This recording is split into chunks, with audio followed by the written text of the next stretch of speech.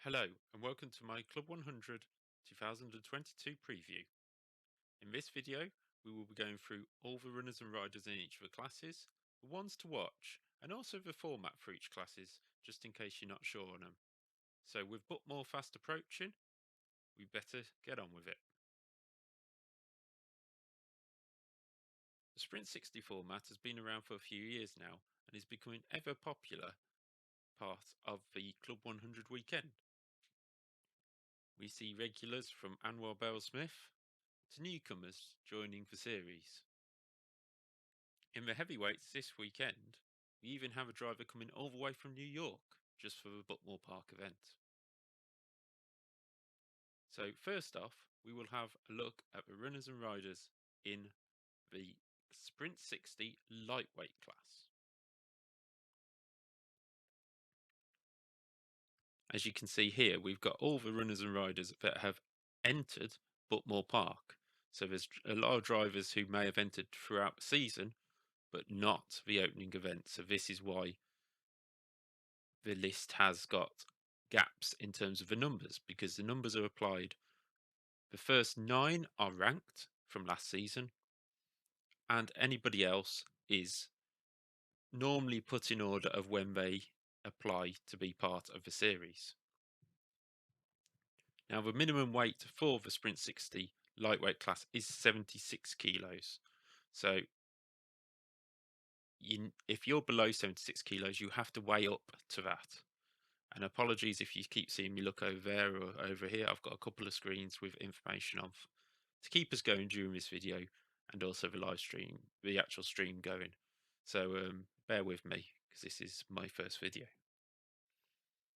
So the drivers have to weigh up to 76. We've seen some drivers have to put on a lot of lead onto the carts for this, but rules are rules and it keeps it as even as possible. You can see that there is 6 drivers from the rankings last year, including Mike Philippi, Anthony Matteo, Fraser Brunton, Malvadini, Westwood, and White, all returning to the Club 100 scene this year. They're all entered into the opening round, should we say. So it depends. There's no reigning champion back at this moment in time. Jack O'Neill is not taking the number 1 plate to the opening round.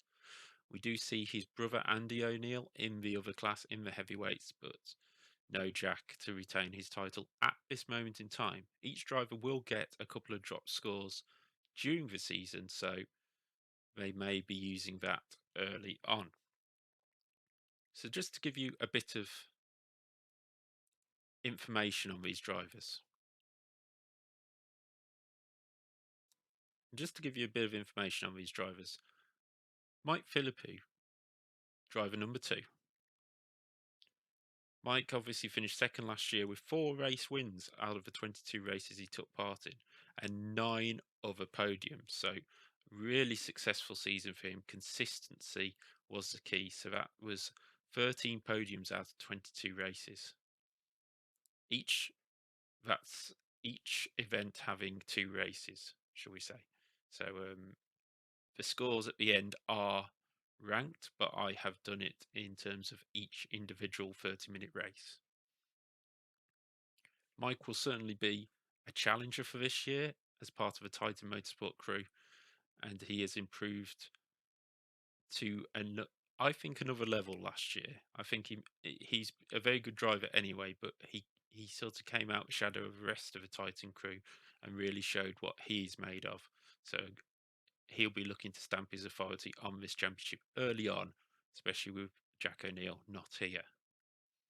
Next up is Anthony Amato. Now, Anthony finished 3rd last year and won 1 race with 8 other podiums, but crucially for his championship, he missed 2 rounds. Now, that's okay in terms of drops, but I don't think it helps him out in terms of if he did have a bad result. He hasn't got that extra drop to score, so maybe that cost him a chance of second in the championship.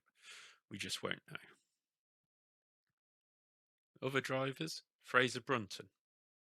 Now, Fraser has joined the club. Well, He is a BUKC driver. You know, a lot of people say Fraser Brunton is a younger driver, but he's actually already at university. He's in the BUKC, and he's got prior experience this season at Whitmore Park, which is going to be crucial because the BUKC British University Karting Championship was here a few weeks ago. Fraser managed to get one race win, which he didn't manage to do in the sprints, and 2 podiums, but he also missed 2 rounds due to his work in terms of school and exams. So Fraser probably hoping to do a full season this year, but we'll have to see how his university goes. But certainly a challenger when he is here and could threaten for the title.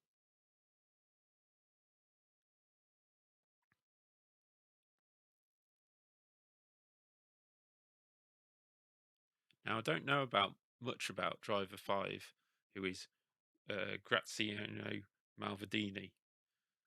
The driver never made a podium last year, but 8 top 10 results put him 5th in the championship. Now that's consistency for you. And I don't believe any of them results were in the top 4. So that shows you how many he had to do and keep it around that 10th place to make sure he could finish inside the top 5 of the championship. Consistency is the key. If he can take that next step and try and get the odd race win or at least a podium, don't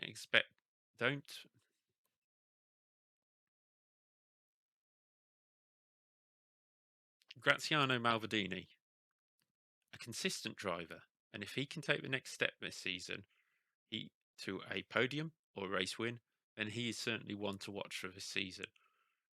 If he consistently scores how he did last season, I think he's going to probably end up around the same position, maybe a touch lower. So he just needs to up his game a little bit to get into that top 4 in races, and then he'll be scoring the big points, which make a huge difference in terms of a championship. Sadly, I don't know a lot about him, so that's about as far as I can go on that driver. 6th in 2021 was Stephen Westwood. Now, Stephen is a driver we've seen around Club 100 for a number of years, and I remember him racing in the lightweight class back when we had Prems and Clubmans, and he took a step forward. I think it was in 2017. I'm not sure which. It was around that time. Took a step forward. He started looking at podiums. He started looking at, challenging race winners. But then, since then, things have not quite gone his way, and he is certainly trying to re-establish himself at the top of the order. Coming into Sprint60, he's obviously worked last year. He finished 6th in the championship with 7 top 10s, and he was only 9 points behind Malvadini. So Stephen, again, like Graziano, just needs to take that step forward, challenge for them podiums, and if he gets on them podiums and gets it consistently, there's no reason Stephen can't be one of them drivers who scores consistently and challenges for the title without being the quickest on track or anything like that. So watch out for Stephen. He's still a very good driver. The final driver in the top 10 from last season is Mack White. Now, again, like Graziano, I don't really know Mack. It's a name that doesn't really. The last driver in the top 10 is Mack. The last driver. No. Mack White is the last driver in the top 10 from the 2021 season. He finished 9th and scored 6 top 10s, and that was after a disqualification in the first round in his second race.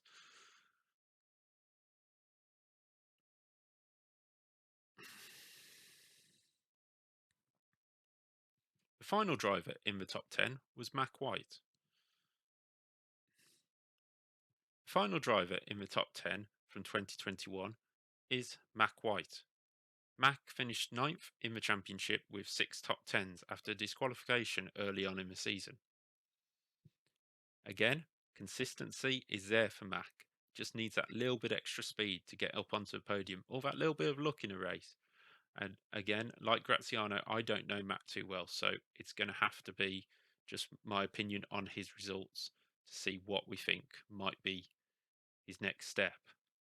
Looking at the drivers who are in the field this year, if he can get that consistency going again, like Graziano, like Stephen, just take that step up to victory, and he could be in there with a shot, but certainly a very strong driver, and that is 6 drivers that are very strong in this championship before we even looked at the non-ranked drivers.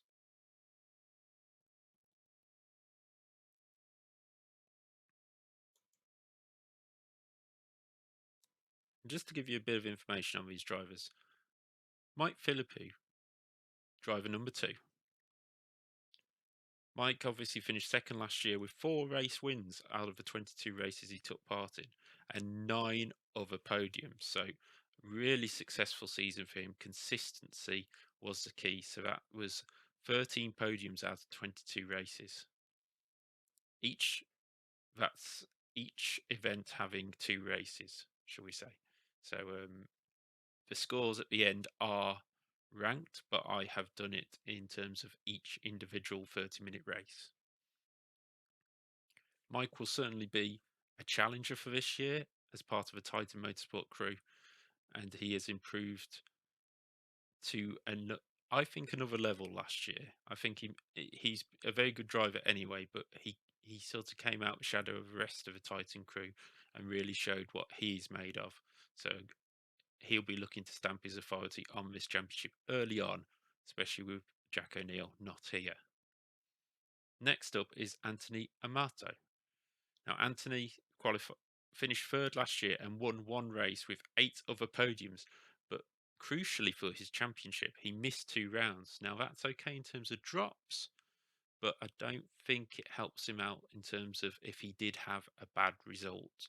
He hasn't got that extra drop to score, so maybe that cost him a chance of second in the championship. We just won't know. Fraser Brunton is a younger driver, but he's actually already at university. He's in the BUKC, and he's got prior experience this season at Butmore Park, which is going to be crucial because the BUKC, British University Karting Championship, was here a few weeks ago. Fraser managed to get 1 race win, which he didn't manage to do in the sprints, and 2 podiums, but he also missed 2 rounds due to his work in terms of school and exams. So Fraser probably hoping to do a full season this year, but we'll have to see how his university goes. But certainly a challenger when he is here and could threaten for the title. Graziano Malvadini, a consistent driver, and if he can take the next step this season, to a podium or a race win, then he is certainly one to watch for this season. If he consistently scores how he did last season, I think he's going to probably end up around the same position, maybe a touch lower. So he just needs to up his game a little bit to get into that top 4 in races, and then he'll be scoring the big points, which make a huge difference in terms of a championship. Sadly, I don't know a lot about him, so that's about as far as I can go on that driver. 6th in 2021 was Stephen Westwood. Now, Stephen is a driver we've seen around Club 100 for a number of years, and I remember him racing in the lightweight class back when we had Prems and Clubmans, and he took a step forward. I think it was in 2017. I'm not sure which. It was around that time. Took a step forward. He started looking at podiums. He started looking at, challenging race winners. But then, since then, things have not quite gone his way, and he is certainly trying to re-establish himself at the top of the order. Coming into Sprint60, he's obviously worked last year. He finished 6th in the championship with 7 top 10s, and he was only 9 points behind Malvadini. So Stephen, again, like Graziano, just needs to take that step forward, challenge for them podiums, and if he gets on them podiums and gets it consistently, there's no reason Stephen can't be one of them drivers who scores consistently and challenges for the title without being the quickest on track or anything like that. So watch out for Stephen. He's still a very good driver. Final driver in the top 10 from 2021 is Mack White. Mack finished ninth in the championship with 6 top 10s after disqualification early on in the season. Again, consistency is there for Mack. Just needs that little bit extra speed to get up onto the podium, or that little bit of luck in a race. And again, like Graziano, I don't know Matt too well, so it's going to have to be just my opinion on his results to see what we think might be his next step. Looking at the drivers who are in the field this year, if he can get that consistency going again, like Graziano, like Stephen, just take that step up to victory, and he could be in there with a shot, but certainly a very strong driver, and that is 6 drivers that are very strong in this championship before we even looked at the non-ranked drivers. Now for my ones to watch in the Sprint60 lightweight class. There's a number of drivers in this field who could take the challenge to the top 6 drivers, but I am just picking out the ones that I think will be ones to watch. So if you have any others, add them to the comments below, and hopefully we can have a good discussion about the drivers and learn more about them if they're drivers we do not know. The first driver on my list is Owen Genman. Part of the Titan Motorsport crew, Owen has been a little bit in and out of the series, doing odd rounds here and there, and changing weight classes and things like that. So Owen back for the first round here. Whether he'll do a whole year, we don't know. He took 3 wins in a part season last year and still finished 17th overall when he only did 10 races out of 22. That was 2 podiums and 3 race wins out of 10 races. So Owen has the pace there to compete at the front of his field. It's just whether he does the whole season or whether he's just a spoiler in the middle of the championship. The next driver I picked out was Tom Eastwood. Now, Tom has dropped back from heavyweight, so that's always a difficult thing to do. Moving from lightweights to heavyweights, you go from the heaviest to the lightest. But coming backwards is also difficult, is even more difficult, should I say, because you're going to become the heaviest in the class initially until you start maybe dropping the weight or trying to get back into heavyweights. Tom finished 38th in a half campaign in heavyweights last year, and it's a name that, like Stephen Westwood, we see him around the paddock a lot. And I just think maybe this season will be the season that he just takes that competitiveness to another level and could be a challenger for the top 10. And you never know, a top 5 if things go his way. But I think an aim for a top 10 is a good result for Tom Eastwood. The next driver that I've picked in my ones to watch is certainly a championship contender. Dante Dillon won a prize drive with Club 100 last season through the British Indoor Karting Championship and continued to show his speed throughout the rest of the year, competing all the way to the end. Dante has been part of BUKC as well recently, so he, like Fraser, has the experience of coming back to his circuit only a couple of weeks ago. And from what I remember, he did pretty well, so he's on form at the moment. I personally know Dante from a few years ago when he raced in juniors in the Cov Kart Sport Championship that was being run, and Dante has certainly, to put it in the right way, calmed his approach. He was always very quick, but just had to calm his approach a little bit, and he's built that into his skill set and isn't a driver rushing into things and using his speed in the right way to move through the field and win races. So Dante is definitely one to watch in this series if he competes for the whole year. The final one in my one to watch is Javier Gasterini Turner. Now, Javier is a name that doesn't spring out to most people, but I have known Javier racing in the GT Sports series that Sam Dimolo has been organising over the past few years.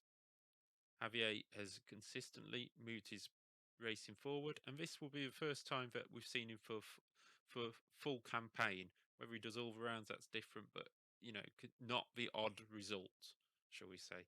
So Javier, I think with experience, we'll move up through the field and will be certainly a contender to challenge possibly by the end of the year. We'll see how things go for Javier, but I personally hope he does really well, and good luck. And while I remember, there's one more driver that I'd like to add to this video. He's only doing one round this year, and it's at Butmore Park. Justin Dittrich. Now, I hope I said your name right, but Justin has flown over just for this round from New York.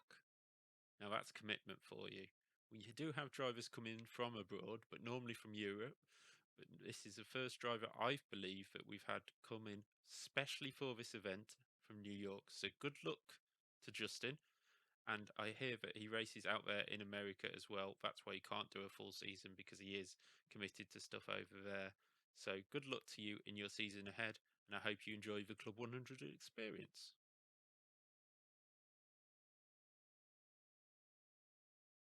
Now you can see on the page that 5 of the ranked drivers will be returning for this season. That will be Dan Brewer, Anwar Bell-Smith, Ryan Sandal, I'll get it right this time, Ryan, Daniel Taylor, and Alex Pritchard. There is other drivers returning, but those other ranked drivers. Now looking firstly at Dan Brewer. Now Dan was a driver who I saw back in the sprint series, was very quick in sprints, has moved across and easily moved to the front of the Sprint60 crew. That is not a downturn on the sprints or the Sprint60s. That is just he took to it like a duck to water, and that longer format just seemed to suit him that little bit better. So Dan took the title with 9 wins, 6 podiums, and those 9 wins trumped Anwar Bell-Smith's 7 wins to take the title last season. It wasn't so easy for Dan, who was playing a bit of catch-up throughout the year, as Anwar went on a run of a host of second places in the middle of the season. Stupid consistency from the former Premier champion, or Premier Sprints champion, should I say. So Dan returns, and he will be challenged, of course, by Anwar Bell-Smith. Anwar second in sprints and Sprint60 last year. Probably a weekend he won't want to remember back in December, where at Bayford Meadow he lost out to Joe Holmes in the sprints and Dan in the Sprint60. But you know, Anwar's got broad shoulders and knows he's got the pace to compete again at the front. 7 wins, 11 second places. He ended up dropping 2 of his second places last year on drop scores. So that shows you how consistent Anwar is, and you have to be very good to beat him. And Dan was last season, so that took something extra special from Dan to get past Anwar Bell-Smith. Anwar, Premier champion in 2015 and heavyweight sprint champion in 2013. So the record is there for himself. He'll be back. He'll be looking to try and take that title back in the Sprint60 class. Next up, we have Ryan Sandal. Now, Ryan is a driver that I know very well through the GT Sport lobbies that I've been commentating on, along with Andrew Baffer, who will be commentating this season on the sprints of the 5 rounds, I think it is, that Club 100 will be live streaming. Ryan, very quick, 5 podiums, but all before round 7. That was his issue last year. The second half of the year sort of fell away a little bit. Maybe known for getting into 1 or 2 incidents, or just picking up a home penalty here, or things like that, and it ended up costing him a chance of really challenging for the title. With that experience of the last 2 years, Ryan is certainly quick enough to challenge for his title. The speed is no issue whatsoever. Speed's no issue for Ryan. It's just trying to ease out them odd penalties or the odd mistake. He's not a rough driver. It's just that he needs those odd penalties or that odd move and just have a little bit more, I wouldn't say judgment either, because he's quite good at judging things. It just seems to be wrong place, wrong time for Ryan at times. And he just needs to refine that. And he will be up there in the top 3 of the championship. 4th last year, and driver number 7 this year. I was going to say car, but driver number 7 this year, Alex Pritchard. Now, Alex always tinkering on the super heavyweights to the heavyweight division. I think he's gone super heavyweight this year by the looks of the entry lists. So he was fourth last year with 3 podiums and 1 win. But again, like Ryan, all them podiums came before round 7. So the second half of the year didn't go Alex's way either. And both drivers sort of ended up wandering around the bottom half of the top 10 quite often, which is good. But if you're going to challenge for that title, you need that consistency throughout the whole season. So Alex will be looking for that. 8 top 5s in the end over the whole season. And sponsor his company, Applewood. They're known very well around the paddock. They're coming in with a new reward for the Sprint60 drivers this year. The driver of the day, I'm not sure if it's nominated by Alex or whether it's nominated by JV, or I'm not sure how that's all going to work. We'll find out on the day. But the winner of the driver of the day will get, I believe, a Applewood hoodie. I'm not sure whether there's a trophy involved in that, but yeah, it's a new reward for all you Sprint60 drivers to try and get. And it's just a little bit of pride, I think. There's no points for it, but it's a nice little offer from Applewood to come in and sponsor that award. The final driver from the top 6 is Daniel Taylor. Now, I've raced Dan Taylor a few times in sprints. I remember making one of my many comebacks, as the reports would tell you, at Landau. And Dan, this was the first time I met Dan. He was on pole. I was on second or third. I think I was third, sorry. We ran away at the front, 1-2, and he was a very clean driver. He continues to be a very clean driver, very consistent driver. But when things don't go his way, in sprints at least, I noticed that during his battle with Craig Brown for the C2 title one year, they just sort of started niggling on track. They weren't niggling at each other, but on track it seemed like they're pulling the punches at each other, and probably not even on purpose. But it probably cost them both points in the end and championship position. So they had so much eyes on each other that it didn't quite help them overall in the championship. But Dan seems to have calmed that down in the Sprint60 class. 1 podium, which was in the final round, and 4 top 5s put him 6th in the championship. If he can carry on that form from the final round, he's going to be a contender in every single race. He is quick enough. Keep that calmness into his racing, because you've got half an hour in these. It's not a sprint. And you can get there. And Dan is quick enough to become one of the challengers in this year's Sprint60 format. Now we'll move on to my ones to watch for the 2022 Sprint60 Heavyweight Championship. Now, obviously, the super heavyweights are quite involved in this, but we will talk about them just after this, so bear with us with that. First one, Andrew O'Neill. Now, you can see Andrew there as driver number 18. Andrew, brother of Jack O'Neill, we know he's quick. Titan Motorsport. Jack won the title in the lightweights this year. Andrew going in the heavyweights. We don't see him often dominating races like Jack does, but he's still exceedingly quick. And I do think this longer format suits him more than the sort of quick style sprint format. So I think Andrew will settle in nicely into this series. And if he does the whole year, he is definitely a championship contender, no doubt about it. He is quick enough, and those longer format really does help him out. So maybe it's because he's slightly less aggressive on track with his moves, but then it does mean that on the longer format it pays dividends. So he'll be looking for that this season. The next driver I have on my list is Andrew Hall Jr. It's good to see Mr. Hall back on the field. He used to race endurances with his dad, I believe. I believe Rob Moore was part of his team sometime. Sound FP. They're no longer racing endurance, but he has kept his eye in, and he's returned after, I think I raced him in 2018 in Clubman's, and he only did a round or two. The longer format certainly suits Andrew. He's quick enough.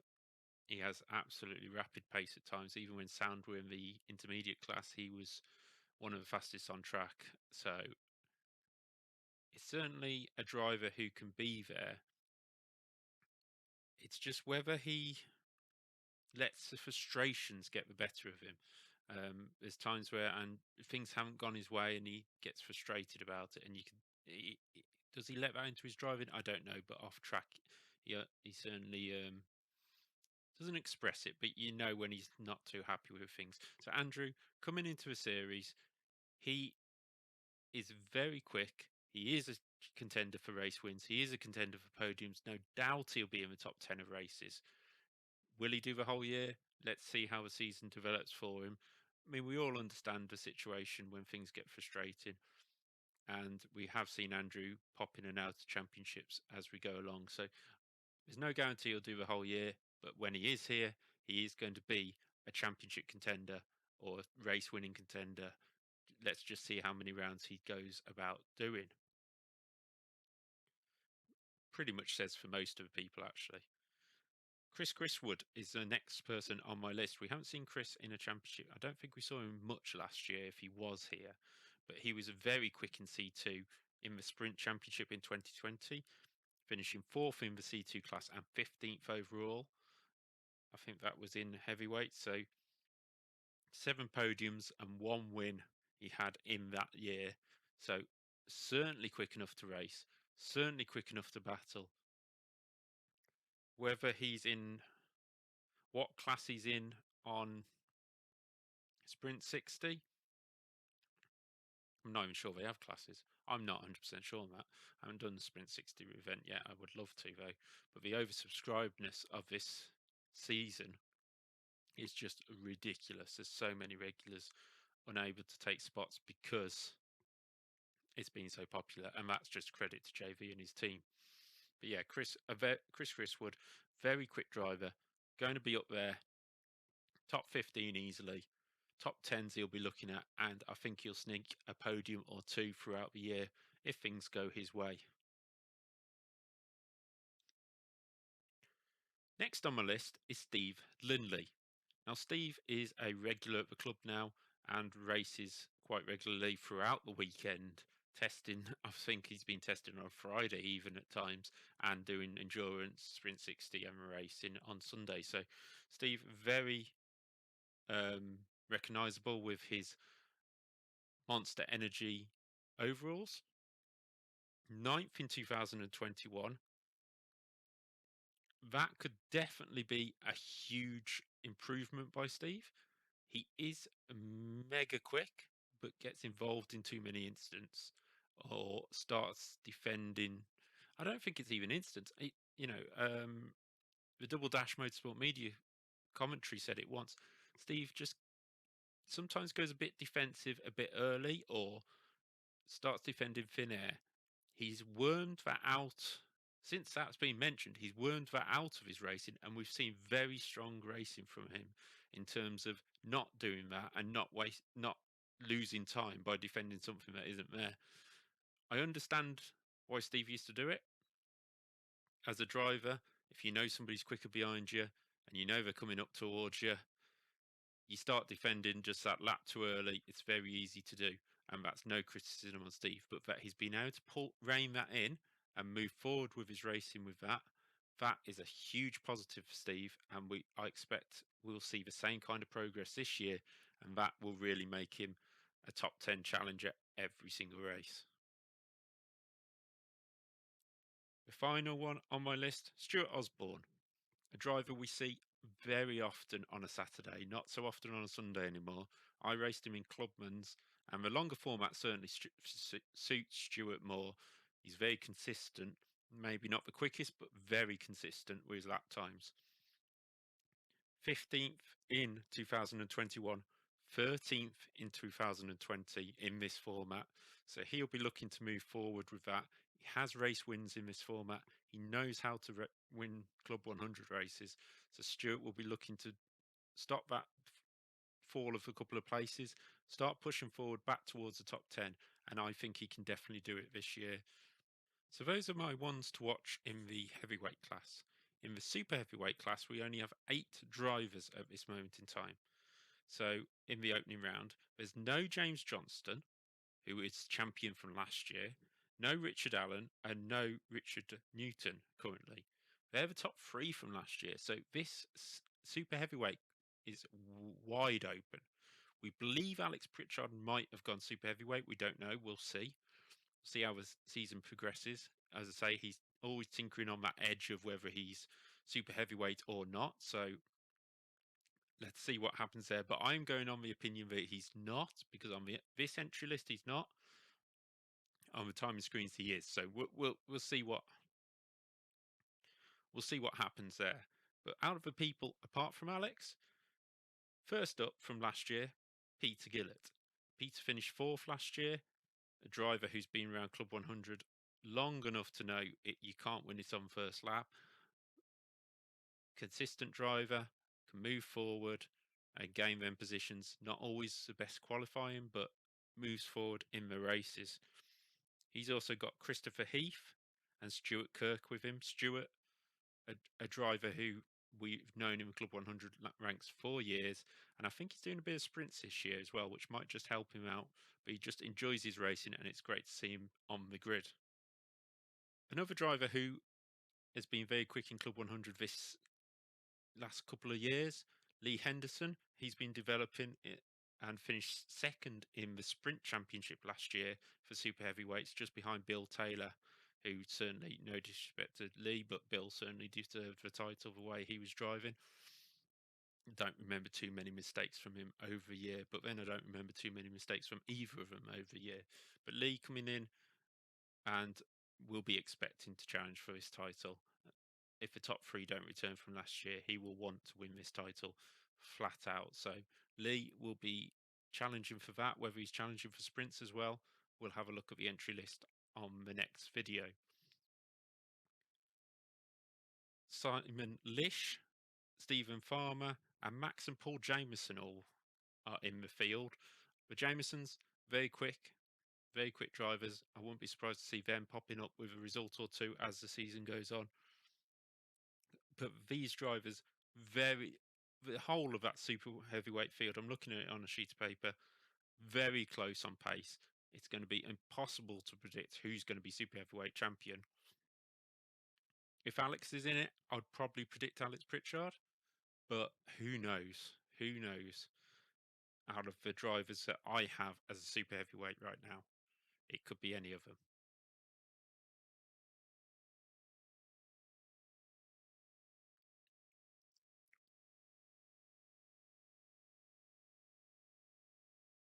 The team endurance at Club 100.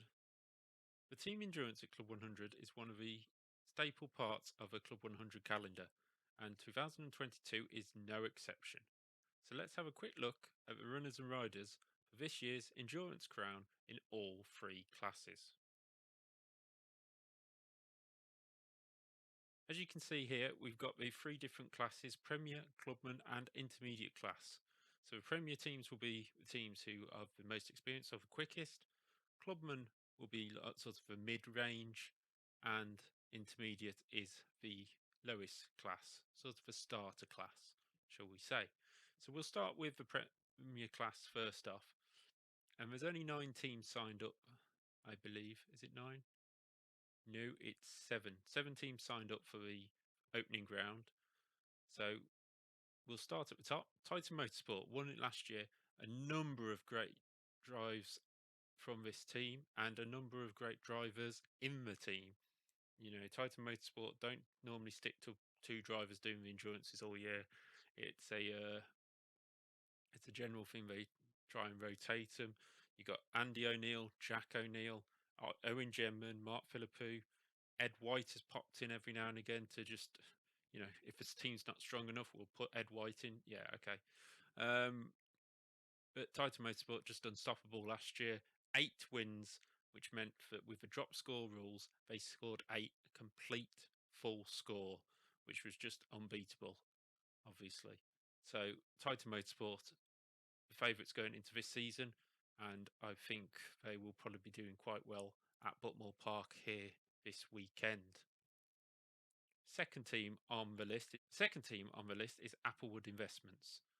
This is the team brought in by Alex Pritchard, and it normally has Mike Coppin, Chris Alcock, and I think Richard Allen may have driven for them before, but that is the general three drivers who race for Applewood.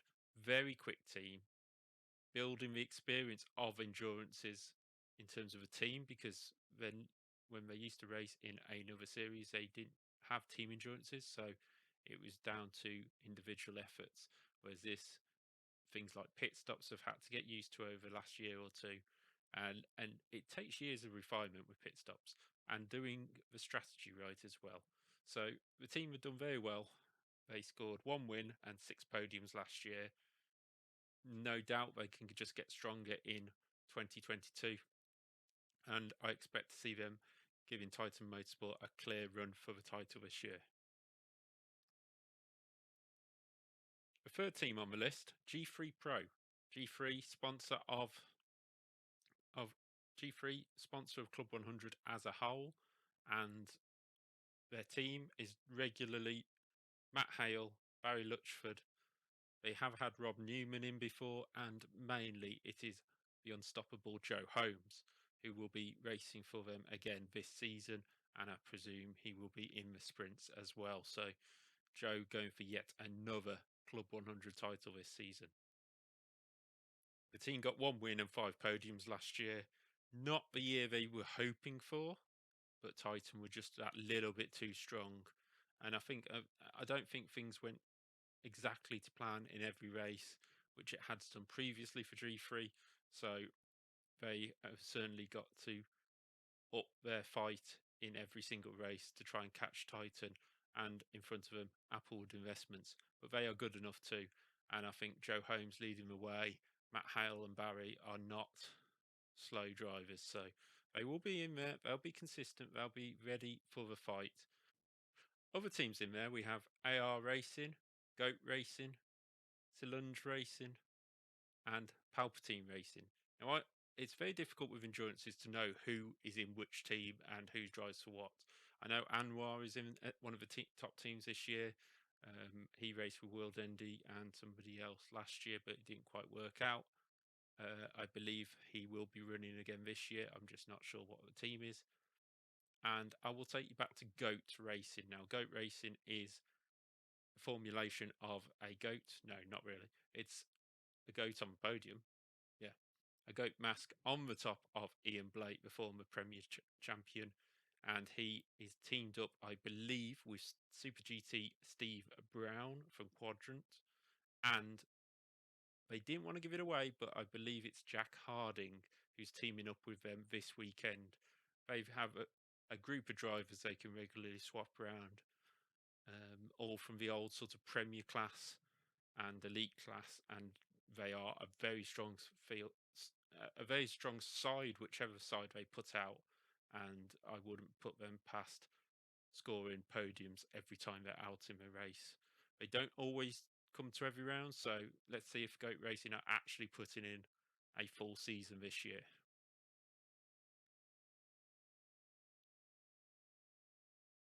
The Clubman Class in Clubman Endurance Class is the largest number of teams in either Premier, Clubman, or Intermediate class. This is expected because teams get experience but aren't quick enough to move up to Premier class. This goes for J.K. Rowling, who started in intermediates, were very dominant, and have moved up, finishing second in the Clubman class last year. Now, I believe and I've heard that their lineup has changed this year. I don't know all the drivers, so I can only say the guy in the Renault suit isn't going to be racing with them this year. So it's up to Kyle Young. I think it's Kyle Young. Yeah, Kyle Young and the team to try and drag that cart forwards, and that's why they are not moving up to a Premier class this year. I think they would have been forced to if they'd kept the team as they were. Third in the championship last year was Conman Racing. Now, Conman, very good team. Again, like J.K. Rowling, they've moved up, they've progressed. red and white suits, I believe, if you want to pick them out on the circuit. Very quick, very consistent. They will be a challenger in this class and maybe even favourites right now. We have the usuals with Auditing Armageddon, who finished 4th in 2021, Runtime Expedition, who finished 5th, and SMJK, who finished 7th last year. So all, a lot of the top 10 returning. Going to be a very close battle. In the Clubman Class, Speed Screen took the title last year, but I believe they're having a driver rotation this year and may not be the same team and same form as they were last year. But we'll wait and see on that and see what happens as the season goes on. As I say, drivers keep changing in the Clubman team, in the endurance team, so it's very hard to judge how well a team will do because we don't know who will be driving for them. Looking elsewhere, we got Ramanas, who always got a team in somewhere. Sergio Vamos, very nice name. Let's see whether they're quick. And the Three Swans, who are moving up from being champions of the Interclass last year. So Brillo and Three Swans both moving up to take that step into Clubman's. Let's hope they can compete at the top of that. It might take them a couple of races, but they've been near the top as the race all goes in together. They've been near the top of the Clubman runners before, so it's no big deal just moving up the class. So that will be also interesting for them to see how they get on.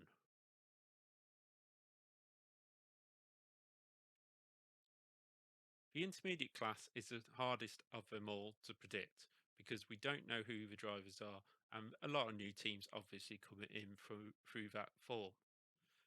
J2D2, who finished 5th last year, have returned. And as you can see, we've got some interesting team names like Team B, generic team name, Zesty Drink Racing, and I believe we have bookinghound.com. Who races for them? I can't tell you. I don't know. I haven't got the entry list for that.